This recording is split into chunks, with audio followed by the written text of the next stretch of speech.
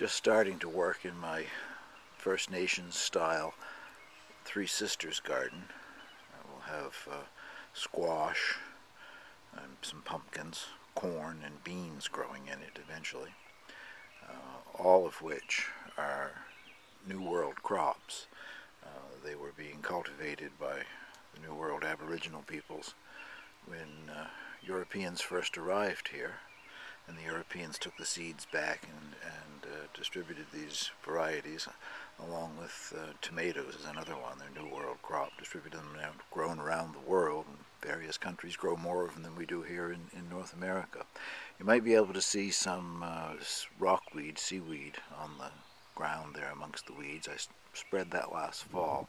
I'm going to try to gather it up and make sure that it all goes into the 5 or 6 mounds that I plant here.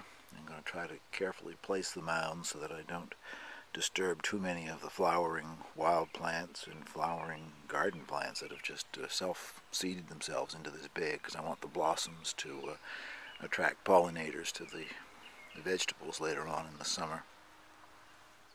There's mound number 1. Nothing planted in it yet. I'm on my way to get the seedlings and my corn seed. There's a full sack of composted cow manure. This time the garden center had run out of sheep manure, so I've gone back to cow manure. 15 kilos, a full sack in that mound. Because this soil was very poor last year for growing squash. I had plants and very few squash grew on them, so I wanted to improve the soil quite a bit. Plus, I think that's what the First Nations would have done. They probably would have used horse manure. And also I understand the First Nations people in this area, being close to the sea, would have put a large fish, or fish entrails and heads or whatever, under the bed to rot. And that would have produced heat as well as the nutrients. Fish meal makes an excellent fertilizer. So anyway, I'll now plant my mound, I guess. Well, I guess I'm ready to plant my first mound here.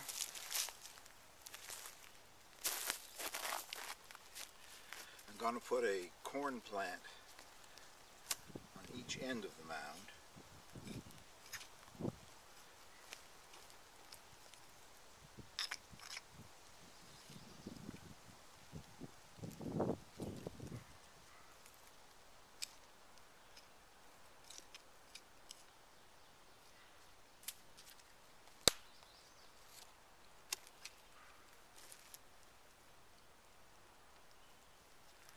And then around each corn plant I'm going to put 3 beans. And the variety that I'm planting is Italian cannellini beans, an heirloom variety. I got the seeds last year from a seed trading website. I didn't eat any of them because I only got enough to replant this year. I got 5 seeds last year, and from the 5 plants I got enough to plant in my garden this year. So hopefully this fall I will have cannellini beans.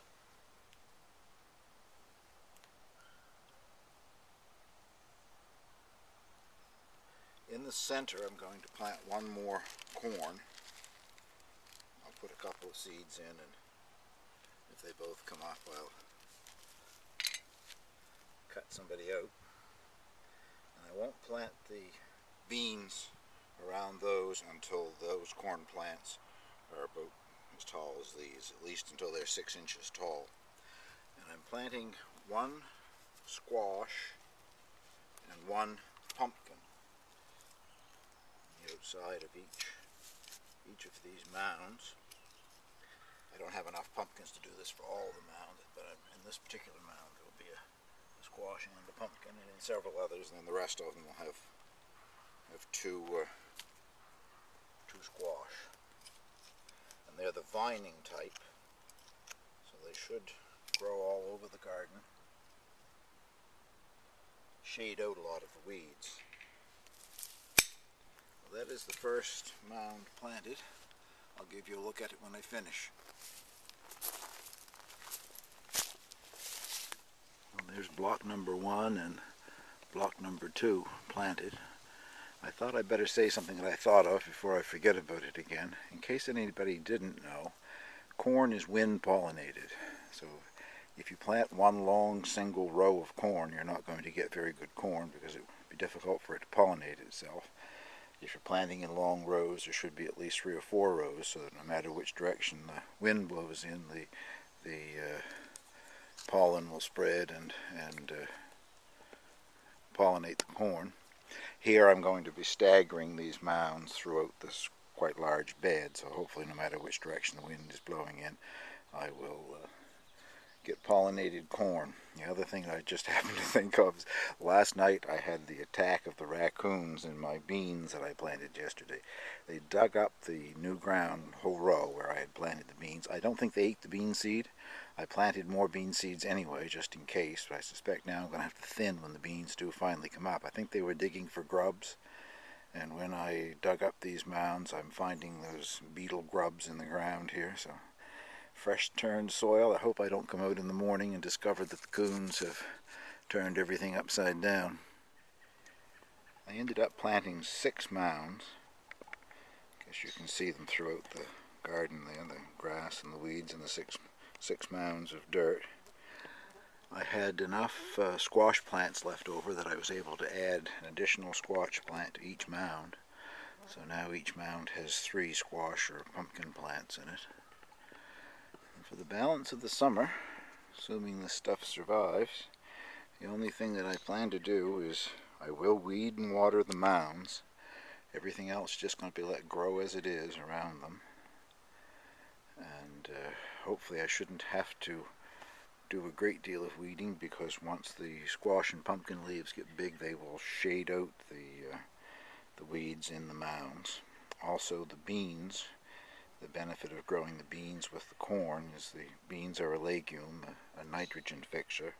They take free nitrogen out of the air and fix it on their roots as granules of nitrogen, and the corn will use that as fertilizer to enhance its growth. So I know it works, I just hope that mine works, so stay tuned, I guess. To finish off this little video on the First Nations type of gardening, I'll keep with the theme and show you a plant here, a native viburnum, growing in my garden. I've had it for a number of years. You can see the blossom heads on it. It's about to bloom. It's called the Mohegan wayfaring bush. And I have wanted to do some research now for a number of years. I'm assuming probably even Wikipedia might give an explanation as to why it's called the Mohegan wayfaring bush, but as most of you I'm sure know, the Mohegans are one of our native North American tribes. That's it for today. If you want to see the continuing saga this summer of the the First Nations Three Sisters garden, subscribe. If you have any questions or comments you'd like to make, please don't hesitate. Thank you.